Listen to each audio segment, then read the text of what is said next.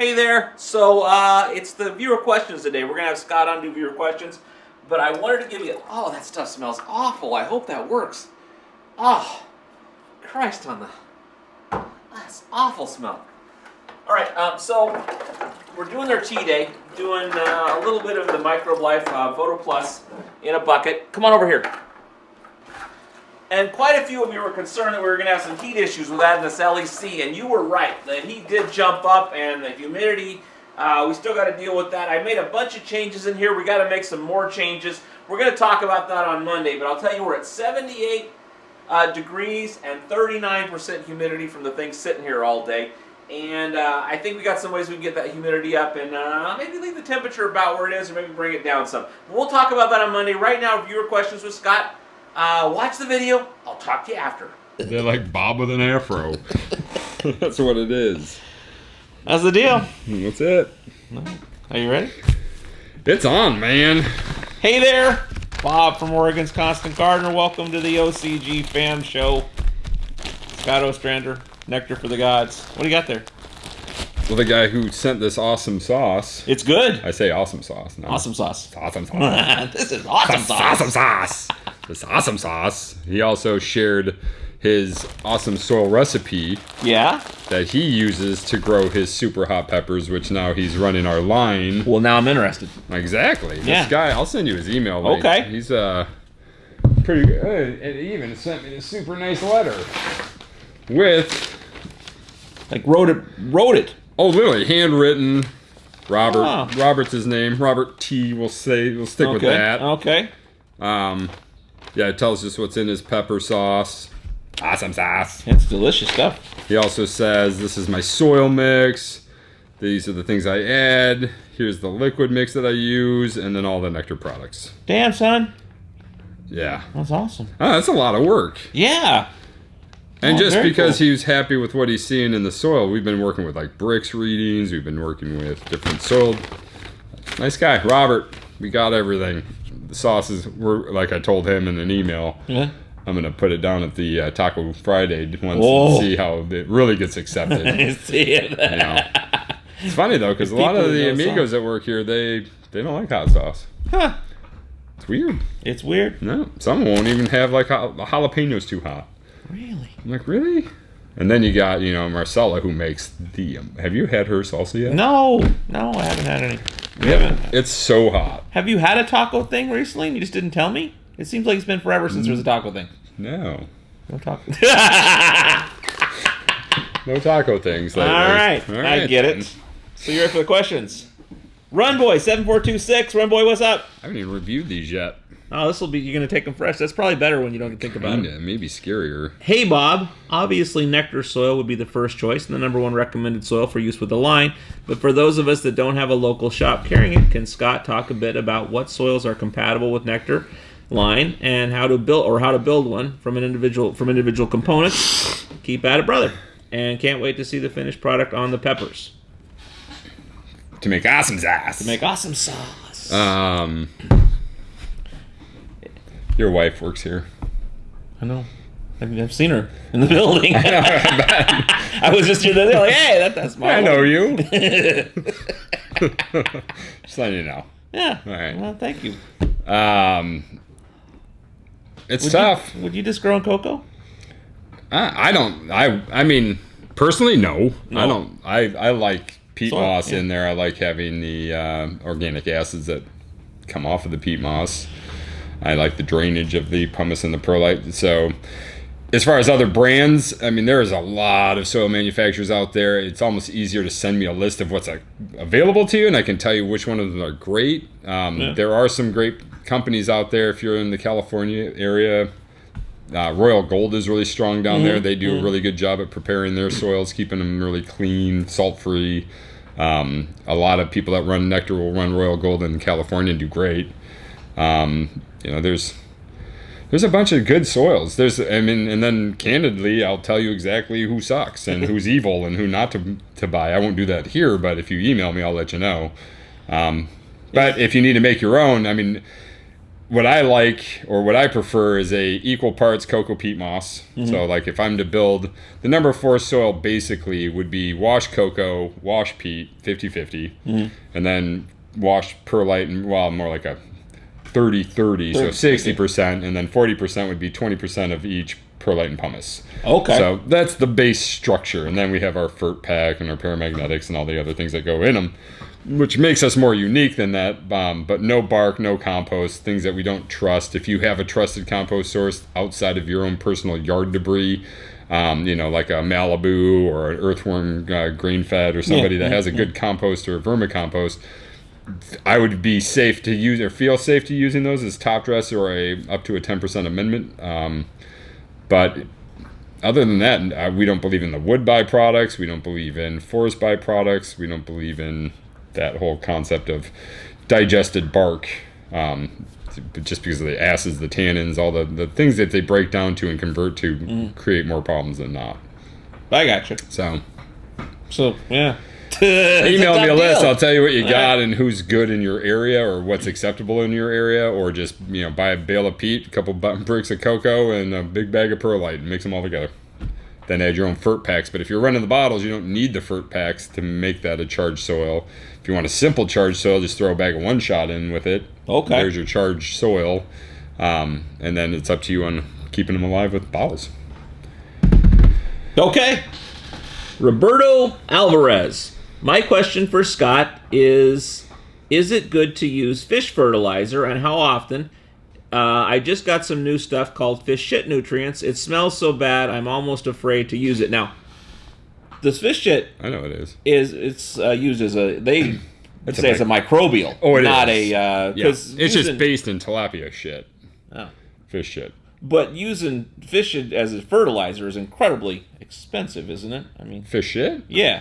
Not necessarily. I mean, that's what aquaculture is all about. Aquaponics. I got you. You're literally taking the fish shit and filtering it through the root systems of the plants that are eating it, and they're cleaning the water, putting it back in for fresh. But you're making your own there, as opposed to going and buying a bag of it.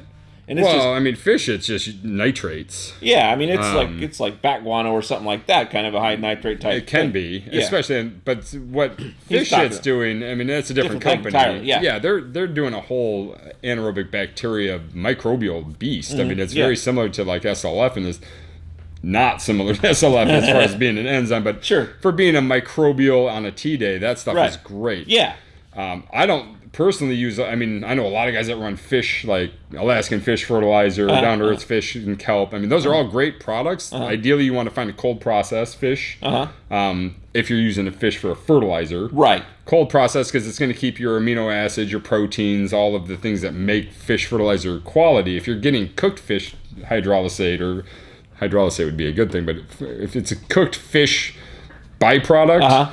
You've destroyed all the benefits of that. Now you're just running a high nitrogen fertilizer. So you're better off literally like blood meal would be the similar nitrate. So living type stuff fish shit is a cool thing, but a lot of it's not that. It's processed and made into just nitrogen. Fish stuff. Yeah. Actual fish shit. Yeah. Pure nitrogen again, but they were, and I need to learn a lot more about that company. I know of them because our East Coast sales rep has been learning a lot from them. There's a lot of customers on the East Coast that are in love with it. Okay. And it's a good bacterial product from what I understand. I'm still waiting for my samples. But, I mean, that would be totally acceptable to use, and what I'd use that is either on a daily like you would an SLF product, or I'd add it in on my feed tea day. Okay. Yeah. All right. Francis Bob 420. I'm growing organic with BioBiz. My peppers are turning yellow day by day and falling off. The leaves that fall off aren't dry or anything. Can you help me, please? Also, I think you may be getting a low reading off your temp humidity meter on the floor. I'd suggest hanging it on the plant, maybe. Oh, we got that. We're going to do that on Monday. I got the thing and the whole thing. Yeah, he's using the BioBiz. Yeah, you should call BioBiz and find out what their shit's doing to your plants, because obviously something's wrong. Something's going on. I'm not that familiar with BioBiz in the sense of what could be going wrong, what additives you could be using. I struggle with a couple of their products just in their labeling. So I have no opinion other than if you want to let us know what your parts per million and your pHs of your slurry and your soil, that might be a telltale. Throw out there. And maybe what's your feeding regimen? I mean, what are you adding? How much? How often? I mean, if they're just falling off with no falling reason, off. yeah, that You got a problem. Like a bug. I mean, it almost, do you have a worm? Do you have thrips? Do you have... What could be causing that? Is there any stem damage when that's falling off? Is no discoloration of the leaves? I mean, I would need a lot more info. And then once we get more info, then we can go to BioBiz and ask them some questions and see what they might have with nutritionally what you could be missing. But not familiar enough with BioBiz to be able to really put my 2 cents on that. Okay. We're just rolling through them today. And you should check your humidity and temp. It seems to be off on the lower one. Just commenting. It was higher down below. Or higher. I think you have a bunk. Well, hey, it's a bunk hygrometer. Well, that's possible too. Have you calibrated it? No, because there's no way to. So why don't you just try another one and put it in there and see what happens? Okay. Things fail. Things fail. People fail. They do. Not you. People.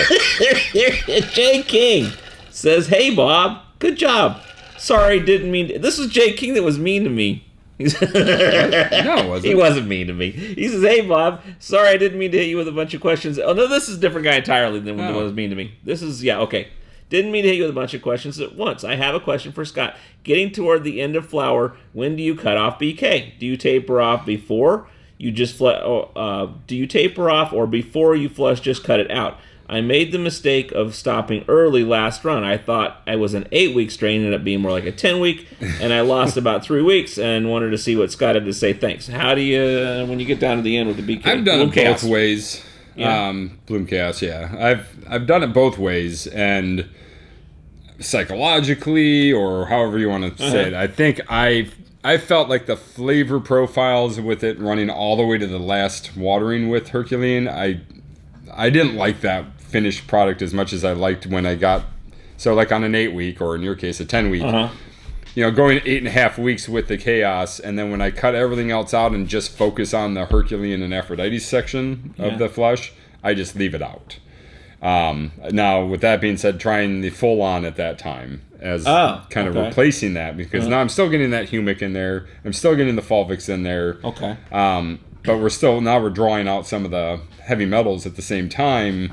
I think I got a smoother finish from using full on at 1 to 2 mils towards the last 10 days than I did using Chaos as a calcium facilitator in the last 10 days. Okay. So they have some overlap in that section of it, whereas... Yeah, kind of. It's more of the humic piece to that, and it's about the chelation. My problem with Chaos is that it's still trying to make the plant do something. Yeah. And even though, Bloom Chaos will enhance every stage you're doing except for dying. Unless you really want to kill them in the 3rd week of bloom. Easy to do with Chaos. Yeah, but I think what happens at the last is it's when you put that Chaos on there, it's telling the plant you got to keep producing, you got to keep splitting cells, keep making. So the plant's trying to access nutrition it can't, and it starts to crash. And I don't think we're transferring sucrose and dextrose the same at that level. I don't think we're not sweetening up the final finished product better by using Chaos in the last 10 days. I think we're trying to pull up too much nutrition at the end. So I cut it out in the last 10 days, and then either just Herc and Aphrodites or just water. So a little early better than a little late with the Bloom Chaos. Yeah, I think literally it was a psychological thing. I think it was a placebo effect of me going, I know I put it in there to the end, and I know I taste something different. So yeah, I would definitely play always. Everybody has a different refined taste and things too. It won't hurt to run it all the way to the very end. I just think that it changes some of those terpene profiles to something that may not be what you're looking for. Okay. So for safety, 7 to 10 days out, just stop. When you're in your final flush stage.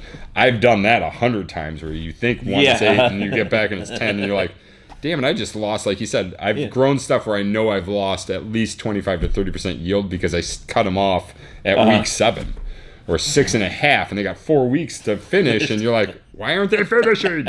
So sometimes, your seeds aren't what they say they are. So, but next time around, cloning that same thing, you're gonna have the same that thing. thing's 10 weeks. So at Yeah. this point, now you can adjust your feeding accordingly. And the nice thing is you have something to go off of. You know that was fine, but this is better, and this is why. And now you can document it, and you've just learned something. Yay, learning! Yay! Okay. Pipe North. It's a long question. I don't know. Hey Bob, good luck with the peppers. Maybe have Jay Kraken back. Kraken. He'll tell you it's Kraken when you say Kraken to him. Oh, really? Yeah, he gets all because he's Jakin. He gets all pissy about it Because he's Jake and Crake. It's not Jackin. It's Kraken. It's Jack Crack. See what I'm saying? Hell, good It's old Kraken Jack and because Kraken. his name's Jakin. That's exactly it. But yeah, And he likes bacon. He's not faking. He's taking that bacon wherever he can get To it. the lakin. You guys never finished your series. Did we have a series? Yeah. I remember you being so excited that it was going to be like the world-changing pepper series ever. We're going to have millions of viewers, and then, hey, we're going to go to Instagram for all advertising. Wait, no, Facebook is where it's at. That does You sound too. familiar. Yeah, that was last week. Bet he'd have pretty great info on those peppers. My question for Scott: what strains have you had the best success with running nectar? What do you like for sleeping, praying, pain, Playing. playing, Pain. playing? We know how cookies and some kush need watching with nectar. Is it cool to talk nectar-loving genetics? Thanks in advance. Best to all OCG fam. Cheers. Pipe North. That's a loaded question. I mean, Yeah. I've only grown so many, so I know what's done well for me, but I also know what has done well for other farmers. You can make it work. Yeah, for me, most of it makes me sleepy, no matter what, or paranoid. So I'm 47, going on 52, and for some reason, the high CBD stuff makes me weirded out. So, all-time favorites are like old Jack Herrera strains. They really are hardy to this line. I have yet to meet a strain that doesn't like this line. It's more they don't like the grower growing it. I mean, and that's what it really comes down to, is that if you're not paying attention, this isn't a cookie cutter plant. You can't just take 10 genetics and feed them 10 the exact same way. They have to be dialed in.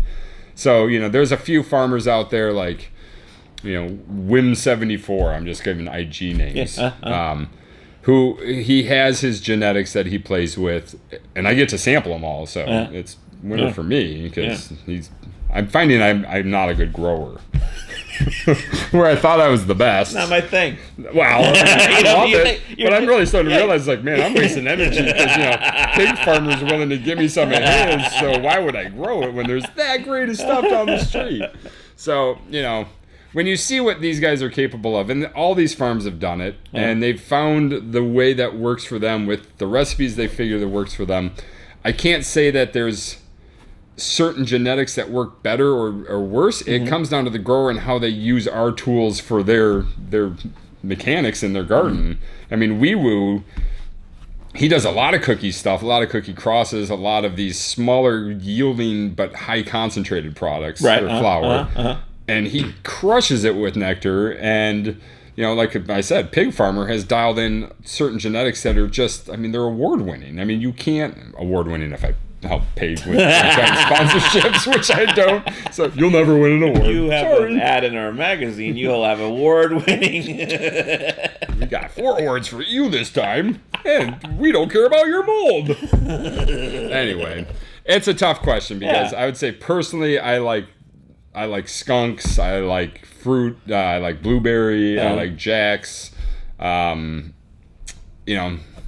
But it all messes me up. That's the problem. Is that when I'm finding as the older I get, the more it. Oh, it just like head punches you and like exactly like tinfoil hat some shit. Because things are going down. So the wife comes up. She's like, "Oh God damn it! Oh man, you got into the Scooby snacks again.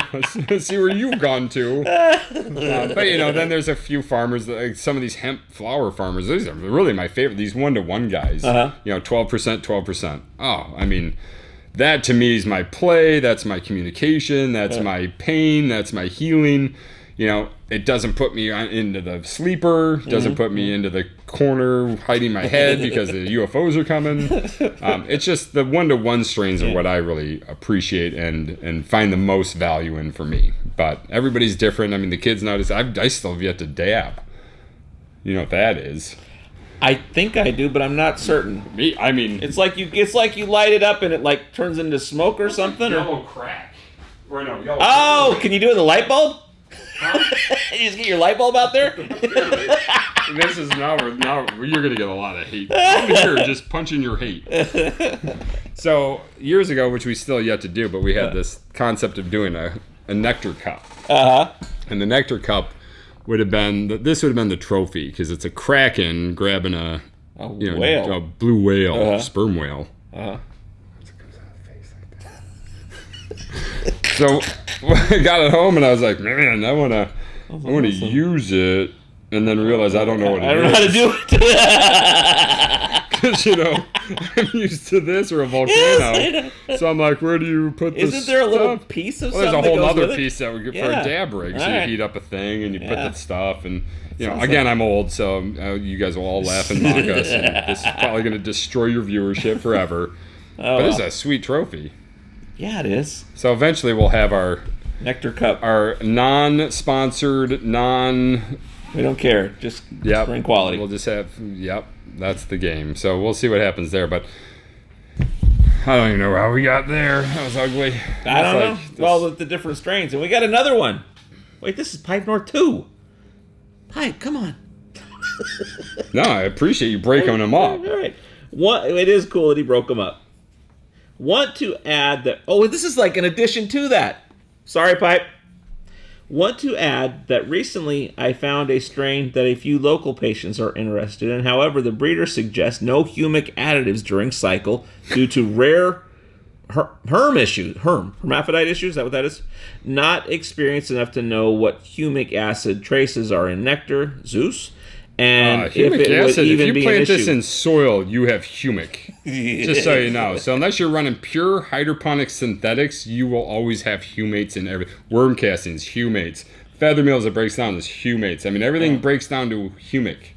So substances are the acid. That's the when the leaf turns when you forget the lettuce in the lettuce bin turned into humates. And it's all that brown stuff in there. That's humic. That's it's a humus. Yeah. So that's interesting, and I don't know how to answer that other than you can't use anything nectar or potting soil because everything will have trace amounts of humic. But he's maybe talking about not pushing it. Well, but see, that's everything. Zeus is pure humic. Medusa has humic. Gaia has humic. And then you get into like Herculean has fulvic, which is a humic derivative, and Demeter's has fulvic. Olympus has fulvic. But even like full on and stuff like that. Persephone's is humic. Full on's humic. That's everything bioegg is humic. Yeah. I mean, you really have to go pure synthetic. Yeah. To not get any trace of humic, you have to go straight synthetic and in like rock wool, which can't break down. So pretty much go get some clay balls and a salt shaker. Yeah. I'm just curious on that, and not to attack the breeder, but it sounds like you didn't breed a stable genetic is what that is. So basically, if you fart in there, it's going to hermaphrodite on you, and that could be an issue. So no farting, brush your breath before you go in. Those little strips. Scope by the door, little swish and spit, and you're good to go. Nitro gloves. Okay. So that's a fragile plant, and that's a tough one. I don't know if there's an answer for you other than go straight synthetics. All right. Typhelon? Felon. It's 2 L's. Bob, soil question here. You guys pushed number 4 soil, but it seems that number 8 would be better for daily feedings based off the description of the Nectar website. So I'm trying to, with the plants, to push as hard as I can. I'm trying to feed them every day. I'm trying to get there. And so a lot of people are like, if you're doing that, you're going to be feeding so little, you're never going to get to the bottom of that pot. You're only going to be watering that little bit. And that if you're going to go every day and be pushing this, why wouldn't you just use cocoa? Hold on a second. On the grow, do you guys... Okay, we'll talk about that in a second. So then why would you be doing the number 4 instead of the number 8, especially if you're trying to push hard? Well, because I like that. I personally, so number 4, I know how to feed less more often. Yeah. And I don't maintain that level the whole time. Yeah. So if I start in mid-veg, if I take this plant and I put it in this pot, Yeah. it's still this plant. Sure. It's not much root mass. No. If you water So if out I here, water man, out here, it's never ever going to dry out. Yeah. And this plant's never going to grow because it doesn't need to, because the moisture is literally encompassing everything. Yeah. So if all I do is feed this same pot that I transplanted into here for the first week, so if I've been giving this thing 2 cups, so I might give it 3 cups, right, like this. Yeah. And then that'll go in and kind of saturate this outside, and the roots will kind of develop into there. Well, in a week, I need to go to 4.5 cups. Right. And of 10, 14 days, I might be at 6 cups. But I can guarantee you, by week 3 in bloom, I'm feeding this thing 3 gallons a day every day, because the roots will develop into it. They're drinking it up. So I'm encouraging root development by feeding them slower. Less volume more frequently.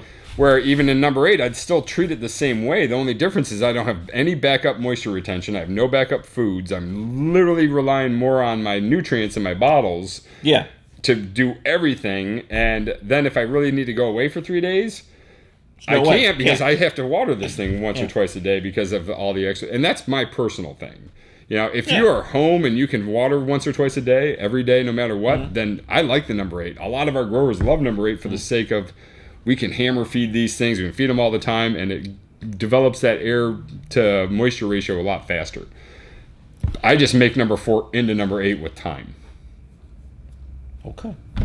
So, do I ever need to see water coming out the bottom of my pot? You should. I should. Yeah. When I flush, but when I'm just doing my watering every day, because if I do that, I won't be able to water for 3 or 4 days. Well, when you're in this big, unless there's a problem, I don't see the benefit. Yeah. Because every time you water, you're pushing everything kind of down. The plants up here are eating everything, and eventually, on the 6th feeding, I do my flush, where I get that runoff off the bottom, and then I have to wait 2 to 3 days before the next set. But after that, I'm doing feed. It's daily, because I'm giving them less volume. And sometimes I'll just skip the flush part because I'm seeing 0 issues, and the slurries are great.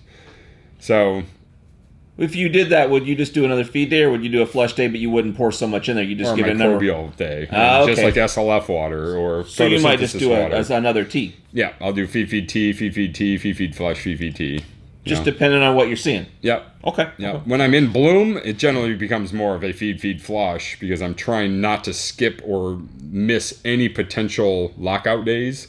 Because I'm at a higher feed rate, my dilutions are much higher, everything on the scale is bigger as far as on the feeding regimen. Yeah. So I feel getting those preventative flushes just keeps everything crisp and clean in the root zone, so they're always absorbing mass amounts, where when they're smaller, I have so much food built up in reserves in the soil. Right, okay.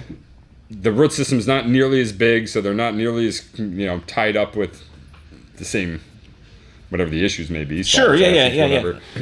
So I don't see. I will do more feed teas than I will do feed flush tea. So, and when I'm watering it, not a lot, I'm watering it less, more often. It's not just about getting more nutrients in there. It's also about getting it to grow its roots out into the pot that it's just training the plant, because the plants are always going to start searching for survival. If they run out of moisture in this root ball, then they're going to go find more soil to go grow into. And so if you train the plant to grow out into the edges, because a lot of people, what will happen is they'll oversaturate at transplant. Right. This little root ball is sitting here panicking because it doesn't know what to do, and finally it just sends one root to the wall where it can breathe, and then circles the outside of the pot. So when you go to uproot it, you uproot the root ball original, and then all the roots are on the outside, but there's no roots between the root ball transplant and the outer You think roots. You're killing it, but there's it's all in here. It's all reusable soil, because it literally grew as fast as it could through the saturated soil to find oxygen to live out there, so it didn't rot. So overwatering at the beginning stages prevents you from being able to feed more aggressively in the number 4. Underwatering in the earlier, not underwatering, but controlled watering judiciously levels, watering. Yes. Yeah. Will then help promote a bigger root mass, so then you can water more frequently and more volume off. And be getting some runoff at that point, because you got so much root there that you can give it. By the week 4 of bloom, I'm literally 2 to 3 gallons per 7-gallon pot or whatever I'm in at the time, and you're seeing the runoff no matter what, and they still need more the next day. So I just like the backup of having the organic acids from peat moss that plants love. Yeah. Gives more of a microbial housing, or more more diversity for different microbes to live in. Just cocoa, just perlite, just pumice. You're literally, I mean, you're in row housing, you're in high-rise housing, you're in mansion housing. I mean, that's the difference is you're giving them all of their options. So a fungus may like this, a bacteria might like this, a protozoa might like this. Giving them all the houses, and then they kind of... Figure it out. Yeah, exactly. Okay. Good answer. Something. Okay. Sandro Kutsko. Hey guys, I have a question for Scott. First of all, thanks for what you are doing. I watched all episodes and it really helped me a lot in a lot of cases. Now I've been using... It really screwed me over in some, though. I've been using pH down. I have been using the pH down of GHE, 59% phosphoric acid. GHE. GHE, I don't... General hydroponics? No, I don't know what that is. Okay, maybe you just anyway. put GH and it auto-corrected, maybe. Yeah. Okay. Yeah. And never had a problem on my organic grows. Now I wonder what's the difference if I would mix 1 drop of the 59% in a glass of water, or maybe 10 drops of a less aggressive pH down. Doesn't it come out the same as the results matter, water and phosphoric acid ratio? So 1 drop of this one versus 10 drops of a less strong one, is it all the same in the end? Because you said we were talking about the pH down being less aggressive than some of the like GH and some of their pH downs. Well, Basically the same stuff. and the big, I guess, to define that, less aggressive meaning that putting fulvics and citrics in actually become food sources, not microbial killers. Oh, and okay. even Hades down in concentration poured into the soil is going to kill bugs just as much as any other. Sure. The biggest difference is a lot of people that like the true organic, no-till, needing to pH their water, they're not going to ever use phosphoric acid because it's phosphoric acid. I mean, it's not a natural thing. Well, I won't say it's not natural because it's actually... Everything is natural on some level. But the way that, I mean, it is a concentrated acid from phosphorus. Yeah. And it's very reactive. So what you're doing by putting 1 drop in, you're not hurting anything because you're neutralizing alkaline situation. Yeah. That reaction is creating basically soft rock phosphate in a sense. So you're taking this harsh phosphoric acid, buffering it to a limestone, which is actually creating, rock phosphate. I mean, it neutralizes them. So as long as you're not aggressively pHing with too much phosphoric acid or using phosphoric acid as I've seen guys in California using that as their phosphorus source. Because it's phosphorus, 59%. It's also a pH of 2. The other issue there is that if you overdid it and your meter was messed up and you put too much, it will destroy root cells. I mean, it will dissolve plant material. So it's something that it's just you have to be careful with. I got you. There's nothing wrong with it. It's that 59% is literally all they do is cut theirs almost in half. To water. But the nectar has active ingredients that make it go lower pH that are not the phosphoric acid also in addition to it. But ours is not nearly as aggressive because it's, I think it's what, 12? I can get the numbers. But regardless, it's a pH down with citric and fulvic instead of just pure phosphoric. I got you. And it's the concentration because a lot of people do 22%, which is, phosphoric acid added to 40 gallons of water makes 22% phosphoric acid. Because they're just diluting it down so it's not so strong. A lot of states won't let this ship across the country. You can't ship 59% phosphoric acid without a placard on the truck. Because it's caustic. It will not caustic, it's acidic, so it will chew through stuff. So it's a safety thing. I got you. Nothing wrong with it, like that person said. Yeah, they're not wrong. Yeah. No, I mean... For affordability, see, we don't really care. That's all of our stuff drops the pH, so you usually have to bring ours up. Yeah. So we offer 1 pH down that would be gentler on like compost teas. You put 1%, I mean that 59 in a compost tea while it's living, you will hurt microbes. I got you. Ours would still hurt them. We just wanted more of a food source in our pH down than just pure pH down. It's a little bit of a philosophy of what you do, that everything's got to be somewhat useful other than just... But, we have barrels of 59% phosphoric acid. There's no question, because we make pH down, so... And it is a great stabilizing tool, because it does react to things, so it does create a new... I mean, it doesn't stay phosphoric acid when you start reacting it to things. So... totally fine doing that. And we do encourage people. It's like, hey, if you really need to bring your pH down, don't use ours. Ours isn't aggressive. Use something like GH or advanced nutrients, something that literally has a 59%. And we can make a 59%. I just don't want to placker everything. That's too too much. So, all right. Travis Torelli. Multiple questions. We need this question many times. Answer some. Hey, Bob. Hey there, Bob. I had another question for the head honcho. Another nickname for you. or more so a topic I want elaboration on. Oh, this is going to be... No, it's a topic. Could Scott talk more about structured water? It's been a hard topic to dig up. I usually cyclone my water by hand for a few minutes and give the water a little prayer in attempts to liven it back up. It sure doesn't hurt, but I would appreciate a more scientific take on it. Thanks. Keep it weird.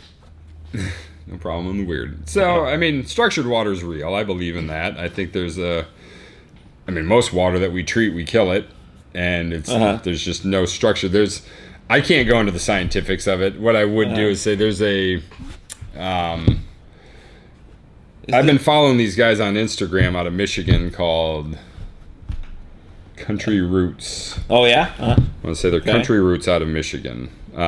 Very, very, very, very biodynamic, organic. They fill every reservoir through these glass chamber beads that cyclone it, and they tumble. And there's guys out there selling these water structuring kits that are basically PVC with marbles glued in there, so the water dances over the glass and restructures it back. There's definite proof in science. There's cameras that can actually grab water life, like how the auras of water are being perceived and the energies. Water is an energy. It's a food source. It's life for all things living.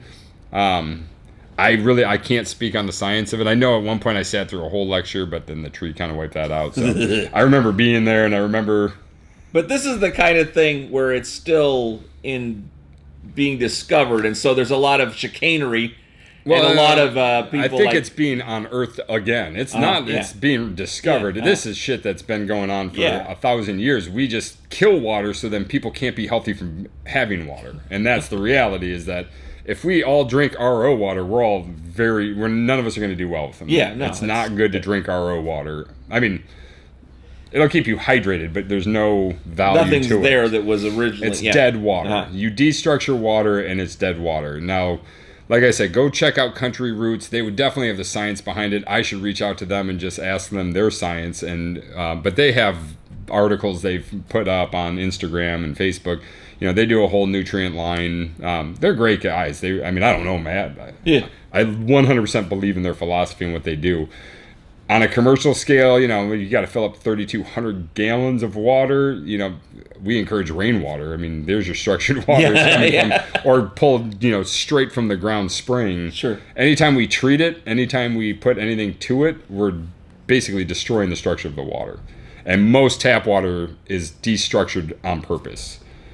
And that's what it is. Well, they don't want it. Not everybody gets it. All right. Let's see here. Asian Stick.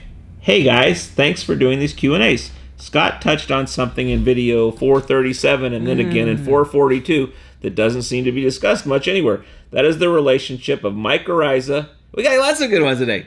Mycorrhiza and phosphorus load. We know that mycorrhizal fungi don't like phosphorus, but where is the threshold and how do we know if we've crossed it? Has Nectar for the Gods tested any or done any test research on this? I assume feeding with lower ppm levels won't really disturb an established mycorrhizal network, but at what ppm would damage occur?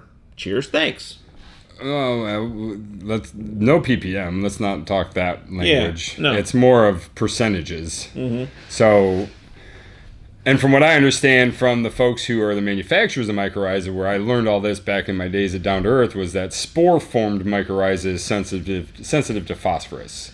Meaning you don't want to water in a 12% phosphate on top of a spore because that could damage the spore before it germinates. Well, once it's germinated, we're talking about when it's still a spore. Yeah, young. Ooh, or okay. Just germinating spores are very sensitive. But once they're attached to the plant and they're symbiotically, doing exchanging waste for waste, they can handle hardier loads and hardier ppms, if you will. what we look at is go back to the 59%. They don't want that. Ever. That will harm a mycorrhiza. But 59% would harm almost anything, right? I mean, for sure. You go far enough with an acid, it's going to burn shit. Well, and that's it. Is that And companies like General Hydroponics, way back in the day, they really loved the idea and the benefits that mycorrhiza could bring to their nutrient line, but they knew that phosphorus and phosphates, I mean, high phosphates are harmful to them, so they actually started colonizing their own version of a mycorrhiza in high phosphate material to basically grow them so that they were cultured to they can handle it. Exactly. They were training them up. We're evolving them. We're evolving the mycorrhiza to be able to handle higher levels of nutrition.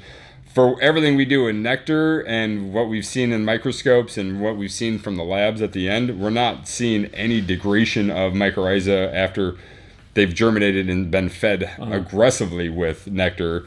And we've even seen folks who have that cake buildup with a high phosphorus of all the bone meal that's up top.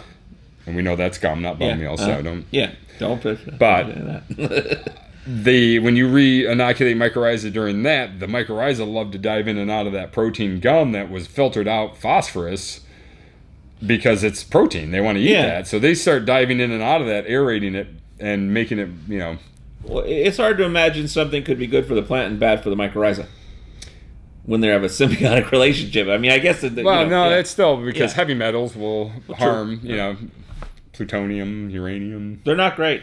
No, plants love them, but mycorrhiza wouldn't, And, plants love nitrates, high nitrates and synthetic nutrients, but mycorrhiza may not. So it really just comes down to the sources of the different forms of phosphates, nitrates, potassium, calcium, whatever you're giving them. Everything we have in ours is so mild, just outside of adding your mycorrhiza spores to a lit nutrient batch, we don't recommend that because you would be harming spores. Sure. Okay. We don't believe in feeding on top of a transplant when you sprinkle mycorrhiza in the hole because we don't want to hurt that spore. Okay. A week later, no problem. They're all germinating. They're making their due, and they're not as sensitive. They're only, from what I understand, they're most sensitive while they're in spore form. So when you pot and you go to a bigger pot and you put some mycorrhiza in there, would you cut back on your feeding at that point when you have a healthy, mature plant? Yeah. You would? Yeah. Well, plus I've back to water?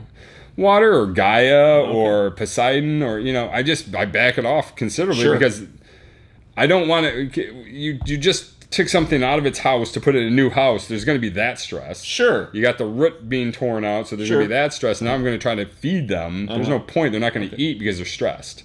So if I just give them a little bit of charge, I give them the new spores of mycorrhiza, maybe a compost tea for a day or two, activating the nutrition in the new soil, then they'll just take off and be I would go to foliar feeding. When you go from transplant to upgrade, foliar feeding, because now the plant isn't accepting food through the roots. Right. So it's going to want to take it in through the foliage. You can keep them really happy during the foliage. So, but this is just about the plant, not so much about the spores of mycorrhiza. It's just it gives them some time to germinate while you keep the plant fed up top. Okay. So foliar feed, and then you'll never have a problem. But I've never really had a problem with mycorrhiza. Not for us in nectar, no. Okay. But good question. And, there's a lot of guys out there who, hate to throw a name out there, but I would go on the Green Grow's website and ask Mark about mycorrhiza, and he'll drop scientific data on you that you'll be like, what? Yeah. Tell you more than you want to know. Next time I see Mark, I'll ask him to give me the scientific version, and then I'll make it the Scott version from that. Okay. See what happens. Ron Fox. He says, Bob, I have a question about water for Mr. Ostrander. I have been using Nectar for the Gods for a long time now, and I love it, but I use RO, and I was wondering if I can use my tap water with my Boogie Brew plus filter. I'm lucky enough to live in a town with the best water in the country. It comes from the Skenadles, New York. Skenadles? I'm not from back east. No. New York, you never heard of it? That far east. And from our water report, they only treat it with chlorine and fluoride. The ppm is 190, pH is 7.3, and the temp is 57 degrees. Other than the wastewater, I like RO. It gives me a clean slate to work with, but the full-on costs money, and tap water has minerals, and would love to hear your thoughts. And last thing, Malibu Compost, Sea Green, and Terpenes all owe you money for even mentioning their products. Last time, laughing my ass off. Last thing, the name is Ron Fox, which is the short version of my full name. Okay. Last thing. Have you ever thought about your own seed line? And from the bottom of the soil, I thank you guys for doing all this. It helps a lot. Well, if you have good water, I'd say use your tap water. Use your tap water. We live in Oregon, so we got awesome water. They treat it with very little chlorine and no fluoride. Still a state without fluoride. So I like tap water. I mean, I like our tap water. If you've got good tap water, those numbers look good. I mean, the 7.3 is probably bringing you calcium carbonate in that 190 parts per million. So chances are most of that 190 is going to be a calcium. If you got white staining on your mirrors, that's exactly what it is. What I watch out for is high iron water with the ppm. So if you got rust in the bowl, if your porcelain is red or stained, that's iron. Then you got a ton of iron. Mirror's white, it's calcium. Exactly. So kind of look at it, not because you go when you brush your teeth either. It has to be like on your glasses. It's like water spots. You get water spots, yeah. So those are all good things. So personally, I'm not a fan of RO water because of the stripping. Mm-hmm. Now with that, there's a ton of people who need it. You have to, and I 100% believe in RO. I don't like the waste it generates. For people who don't need it, I really recommend don't, because they're not filtering your tap water out of your water source and getting rid of the trace amounts of all the trace minerals that are in water, and that's a perfect example of living water and dead water. RO is you're killing it. Yeah. So, but you have to do what you have to do in some regions, and at least you got water. So, in bringing your full on back in there is get you some of those micronutrients, but it is not the same as if you had water from the start. No, well, there's still stuff that even we don't understand or know what's in water, because again, it's structured water has. That's where the hippies start going, oh, structured water. And people are like, oh, you're a hippie because you believe in structured water. No, there's proof in it. It's like microwaving water. Yeah. And take your tap water and microwave water and grow 2 plants, and you'll see the difference. And right there, just do that. Everybody do that. Everybody take a pea, put it in 2 cups, grow it to here, and then feed this one just water from the microwave and this one just water from your tap, and you will see why. Yeah. Well, people that thought the sun was the center of the solar system were hippies at one point. Or Indians. Yeah. So now you're calling Indians hippies. No. Or hippies Where did Indians. I go that? I'm just saying that they say all ideas are scoffed at, violently opposed, and then taken to be common knowledge. Yeah. And then written into law. Stages, yeah. And then they tax you for it. Yeah. So, if you can, use the tap. I think there's nothing wrong with that. Or worst case, half and half. I mean, you're not doing anything wrong, but I definitely would step it up to the tap if you can. You have good water, it looks like. Yeah. And I agree with you. Some of these people should pay us for saying their names. But then again, I don't believe in just making money. I don't care about the money. Money isn't the drive for us. But I like good products. There's a lot of great products out there. I think sharing that intel, if we all don't learn from each other. Well, like this guy, the soil guy again. Yeah. Like, you just sent your soil recipe to a guy who makes soil commercially for money.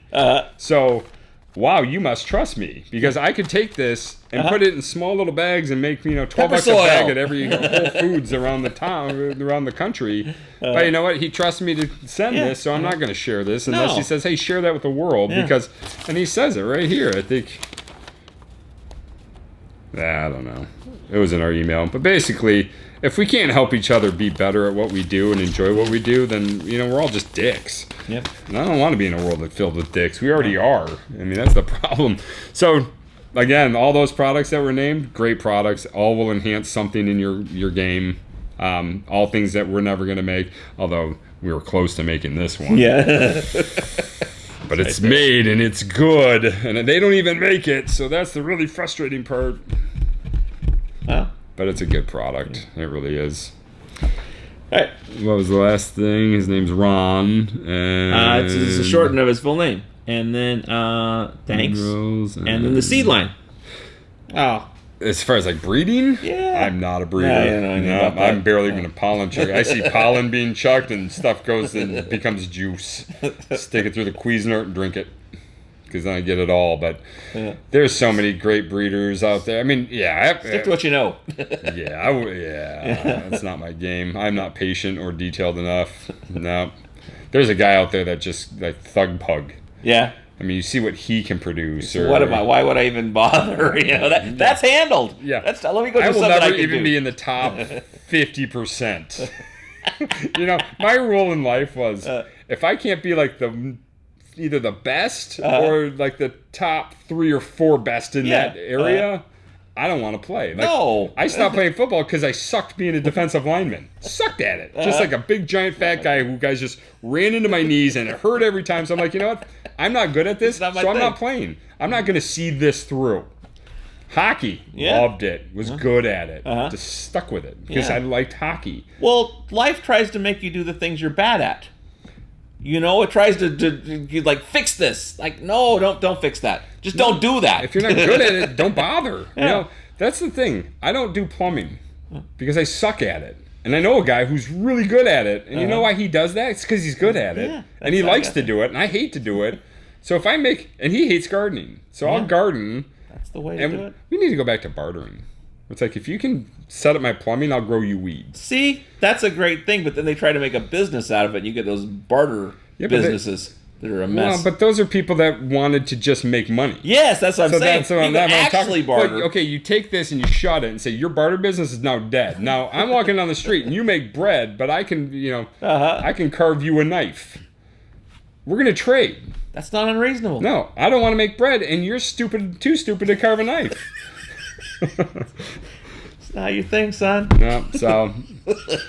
No, I like to see you guys do the seed things. I would be embarrassed by this. I don't have the patience. I know one breeder who has 6 genetics, and he's been doing it for 30 years. 30 years to get his genetics to where they are. Wow. And it's like, holy crap. So that's called breeding. Because, putting pollen on a flower and then having 50 different types of variants in a genetic isn't breeding. No, that's just you pollinated and you got seeds. See what you got. Yeah. I don't want to do that because there's way too many great guys out there doing it. But up in New York, I think that's where the Thug Bug guy's out of. Really? Oh. Northeast somewhere. But, man, look up his genetics. That guy knows what he's doing. And they love nectar. We'll go right back to one of the guys. Thug Pug Genetics love nectar. And if you look at his pictures on Instagram, you'll be like, what's wrong with those plants? They literally look like the sugar leaves are... There's so many crystals, it looks like they're enclosing, but you can scrape them off and they're flat. But it's incredible. They look like tidal waves of resin. Like he blows me away. That guy, he knows what he's doing. So there's too many good breeders out there for me to step into that arena. Not happened. All right. Phil Bellinger. Thanks for the great info. Wait a minute. Did I just get this one? No, this is everyone. Question about water. I live in a well and septic area. My well water is very high in iron. It's 7.8 pH and 228 ppm. It's just like we were talking about. Yeah. Watch out for that water. For my indoor garden, I have been using RO with a little CalMag as my starting point for watering and feeding. I was using Technoflora starter kit. For my next grow, I am upgrading to a complete nectar line and feeding regimen that you've been documenting here. With nectar, what shall I use for water? RO water was some sort of amendment. I know not to use CalMag with nectar. Or shall I use my well water and maybe treat it somehow? Started with Happy Frog soil. No, because a lot of Fox Farm soils have iron EDTA in them too. So now you're doubling up on your iron issue. So get out of anything Fox Farm. Try to find where are you located. We don't know. All right. Well, send us an email of what potting soils you can get locally. And this is not a Fox Farm bash. It's just I know that's one of their main ingredients. And so phosphorus iron ties up phosphorus. Okay. And every key ingredient to our line is phosphorus, like bone meal, calcium phosphate. So you almost guys who have rich high iron water end up having to use so much more Herculean to balance their feeds because a lot of our phosphates are going in and tying up to the iron and they're locking out. Okay. And iron isn't a really big microbial food, so plants or microbes don't necessarily want to consume iron. It hangs out there. It becomes a magnet in a sense. It just starts tying up stuff and becomes just too tied up. So can you do so? No Fox Farm. because it's got the iron in it for this particular or stick with RO water. So, but there's no way to fix that iron thing. You can Band-Aid it with the Herc.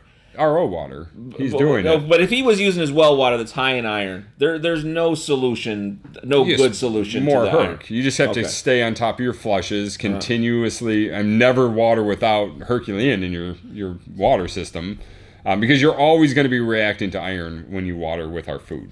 Okay. Yes, I would either stick with RO and then add in the full on because again, you're just going to remineralize, put a little it has magnesium in it. Mm-hmm. It would be a great water treatment for you to just start with.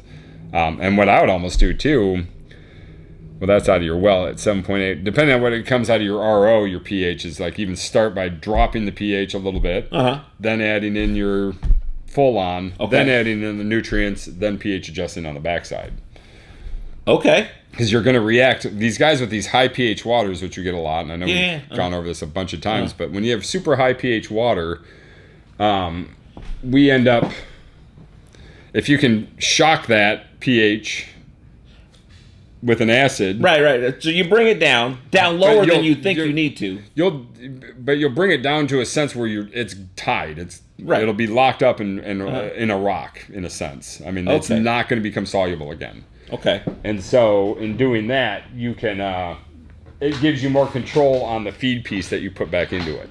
Okay. So and now how long would you just right away you get your pH down and you're good to go, or would you I would start by putting my pH down because if you don't but I mean I guess I'm asking how do you have to wait a while, or do you just as soon as the pH is correct? It'll stabilize fast because you're just going limestone or high pH and so you just go through your whole thing. You do your pH, then you do your nutrients, then you do your pH and get it to a set point. Right. I want to be at 6.7. Yeah. Okay. So you take your 7.8 and you drop it to 6.7. Once it's stable there, so it might take 2 minutes. Right. Okay. So once it's stable, then add your ferts, mix it, then pH it again, and usually you'll have to bring it up just a little bit. And after you'd stabilize, if you wanted to do your full on, you'd do it then.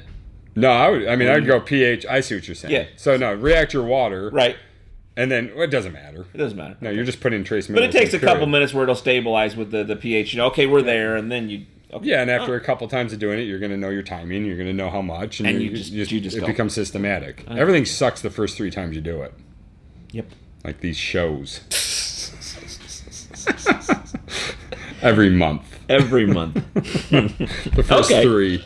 So, but the high iron's a tough deal. And you'd probably use the RO in that circumstance. Yeah, unless you're ready to buy a lot of Herculean harvest. Because the guys that have high iron have to put a lot more Herc in. But realistically, that might be a choice. I mean, you could choose the Herc over the other thing, too, go get some of that 59% phosphoric acid. Because you drop your pH to 6 right out of your well. That phosphoric acid is going to oxidize and neutralize that iron fast. So you could do that and neutralize that iron. Yeah, but now you're also really killing everything in there, and you whatever. Yeah, but that's just not as dead as the RO was. No, you got 3 shitty choices, and so you might pick one over the other depending on your circumstance. Yeah. Okay. No, and the higher phosphoric acid content would react to the iron effectively better than 6%. Okay. Well, like 10, but we can't say that. Fucking stupid. End day. I've got labs to prove. All right. Dynamite 80. Question. Can or should Athena's aminas be used in conjunction with Bloom Chaos for foliar feeding, or each by themselves every other time I foliar feed? Haven't found a video or info on that yet. So he's doing his Athenas, he's doing his Bloom Chaos. Should you do them together? Should you do them separately on different days? What do you... Well, though you can put them together. But would you? Would you? Chaos to me is in its own bottle. It's because it lasts a little bit longer. Yeah, I just have Chaos and then I have a foliar feed. And my foliar feed will be, I like Athena's as one, Medusa, Pegasus, Poseidon, Zeus. But you would, those other ones all together, you may mix some of those up, but their Bloom Chaos you would do as its own thing. Yeah, because I just don't want it to react to anything but the plant and the root system. Do its thing. So, Athena's is just a protein nitrogen, so it's not like it's an amino acid with a protein nitrogen protein molecule to it. So you're not reacting it to the chaos. It's not going to harm anything. It's just adding amino acids to the mix. So you certainly can. Okay. But you personally wouldn't. You'd keep your bloom chaos separate don't. as an effect so that it can be doing its thing on its day, and then you would. So. But I don't see any ill effect from doing that. No problem with doing it, but you shouldn't. just would. I just like to know. Yeah. Like, when I did this and I came back tomorrow, I don't have to worry about the proteins and the amino acid breaking down and spoiling. So all of a sudden now I've got some kind of pathogen happening or some kind of high nitrogen. I mean, I just don't. I take all the guesswork out if I just leave chaos by itself. Do its thing, and you can also see what it's doing and feel like I can react to it. But okay. Again, I mean, that's about the mildest of the products that we have as far as, protein, other than Pegasus. They would work fine. I just don't. I would rather go back and forth or do a chaos in the morning and a afternoon foliar feeding of the other nutrition. Okay. It's okay to foliar feed more than once a day. Okay. How is it okay to feed 10 times a day? There's 20, entire 50, farms that literally 100? just foliar feed That's all they only do. They're just and a constant mister. Just so like mist, ventilate with foggers and stuff. So really, yeah, I've actually seen fogoponics. What kind of soil are they in? Are they in they're hydro? They're all hydro, yeah, and they're only foliar. So the roots are just holding the thing up. That's all. The roots are being fogged. So literally, the roots are suspended in a black box, and they're being fogged. The tops are being fogged. It's all being foliar fed. The Matrix for plants.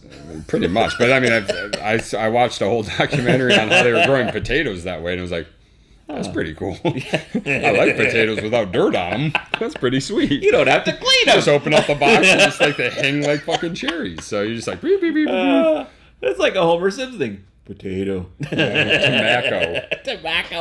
The best ever. How'd you get them to grow? I brought waste home from work. It's kind of like what we do. It's just not radioactive. Okay. Let's see here. Zachary Estrella. That's where we are, right? Hi, Bob and Scott. I'm from Boston. And my water is 9.0 out of the tap. Yep. Should I use Herculean Harvest to lower the pH into the 7 range and then add all the nutrients based on the feeding chart? Well, first I'd find out why you have 9. Like, what is the 9? Okay. How would you do that? Well, if it's a public water source, it's called in the county or the city, they have to have a report for you. And every well in the country has to have a lab report every couple of years. So there should be a lab report laying around, but the next question would be, what are the parts per million of your 9.0 pH water? Okay. And again, let's just go right back to 59% phosphoric acid guy, because you're going to need it. That 9, you're not going to be. You're going to get like 6 ounces of Herculean just to get it to 7. Then you're going to mix it all up again, and still need to probably drop it a little more. This is, I think you brought this up the other day about the plateauing pH situation, where it only gets to a certain level and won't go up or down anymore. This will be that situation. This will be that thing. Because you're starting so high that stuff's going to continuously react. Okay, even if you react it for 5 minutes in a tub and you water that in, and if it didn't just go straight through, it's going to build up pH again in your soil. Until you have a milkshake that still has high pH. Yeah. So ideally, with yours, I would react it first with phosphate. And Advanced Nutrients in Boston is really strong. So go buy a bottle of that 59% stuff. That will work great and drop it right to like the 6.5. You won't need much of 59% to get it to 6.5. Then add it and let it sit for, ideally for you, get a 50-gallon drum, make yourself some 50 water. gallons and make water. Okay. And then use that water over a period of time. But that way you can see 9 is high. When I see 9 and 10 pHs, there's so much Fleck limestone or carbonate in there that it's good. Even if you react what you think you're going to react, there's going to be some that's going to continuously break down. And it's going to keep Let's Olympus up in hydroponics. It's like, well, I have everything at 6.5 today, when I came back tomorrow and it's 6.9. Well, yeah, because the limestone continuously breaks down and keeps releasing pH up. The same situation. You have pre-charged Olympus up water. and you're going to have to react that. And the best way to do that, unfortunately, is going to be just pure phosphoric acid. So when you make your 50-gallon drum of phosphoric acid and put it in there and then react that down, is it going to stay steady at that? You're going to get to there, or is it going to drift? Which we'll see. We'll see what happens. Yeah, I mean, it won't drift much if it does. But and we don't know what's in there also, so we're kind of speculating to some extent. Yeah, if it was just calcium carbonate at 9.0, 250 parts per million, then yes, you are. It should react, it should stop, and you should be stable. But who's to know what else is creating that 9? You might be next to a hydroxide plant. That wouldn't be good. No, because hydroxides are like 13. They're caustic and they'll melt anything. I mean, I've seen we've used to strip guanos with it and worm castings with hydroxides to turn them into liquids. Because all it does is inject a ton of water and makes them soluble, and then the hydroxide reacts and goes away. Oh, it becomes very neutral fast. But it's fast. If you get a flake of that on your skin, it doesn't stop till the hydroxide's gone. It'll eat right through your body. I mean, you want to get rid of somebody. That's why they say, put them in a hole. Holy moly! Yeah, that's not good. That's why limestone works great as a, either have Problem hogs solver. or a lot of limestone. Well, we don't have hogs. Got the limestone. Limestone. So yeah, react it. It's going to be your best bet. All right. You cannot buy an assassin hoodie. Don't even say the name. You just can't. All right. Should I? Okay. I mean, just so they don't feel bad about. You on this. No. So assassin gear, because I can't sell them because it's potentially licensed stuff from 2 crossovers of major corporations. Yeah. How can I get an extra assassin hoodie? Is the question? You cannot unless Scott hands it to you. No, he said, "How can I buy?" Buy one. Yeah, you can't buy one. No. No. We are not a bought for company, so you have to prove to your community, prove to your patient, prove to society that you don't suck, and that assassins aren't people who just buy the most. They're not the guys who grow the best. It's a bigger picture of who you are as a human being. It's how giving your heart is. It's how welcoming you are to others. It's how you share your information, how you treat your dog, how you said that it was killing it with nectar and making a difference in the community. I thought that was a good. There you go. That's a good example. Well, killing with nectar, but you can kill it with 4 bottles. Is what I'm saying. You don't have to. Don't go out and buy all the drums. That doesn't make you. That makes you a fool. Yeah. That makes you my friend because you bought my car. Yeah. Just kidding. Learn it. Learn the nectar. Make a difference in the community. Being a part of something. And true assassins are guys who are more giving than taking. Okay. And I want you to be that. I know you can. I just won't say your name, so. All right. Just for the sake. Clint F. Dance was called the Carlton. Now this is the Fresh Prince. This is not that show, the Silver Spoons. The Silver Spoons is a different thing entirely. But I never watched the Silver Spoons. And he was right, because it is the Carlton, and that was what I was thinking of. Fresh Carlton. Prince of Bel Air with the I can't do it. No, he does this. It's like yeah. That's the Carlton. But he was also, Carlton on the Fresh Prince was Homie's friend on Silver Spoons. Silver Spoons. This needs more research. I'm going to do it right now. In real time on the air? This is like 24, that show. It's like in real time. I know, we just need the ticking clock thing. Yeah. Bum, bum, bum. Let's see. More copyright issues there.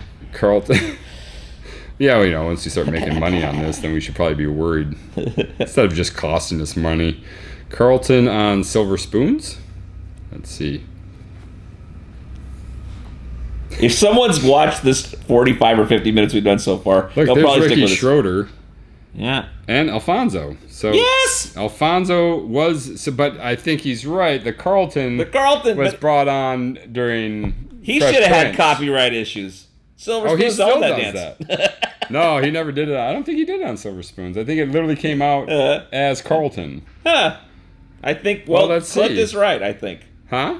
Clint is probably Clint right. is right. Yeah. Assassin gear for that guy. Oh, stop! Well, let's see. Did what was his name? Alfonso?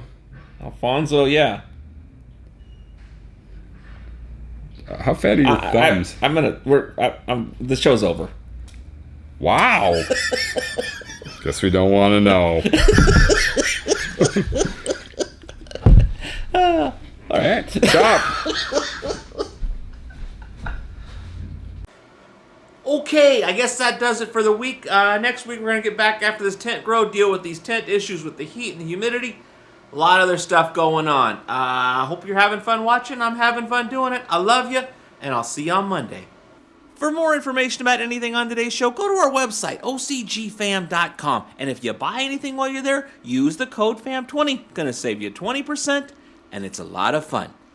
The OCG Fam Show was pretty good. It happens every day. It's the OCG Fam Show. See you on Monday.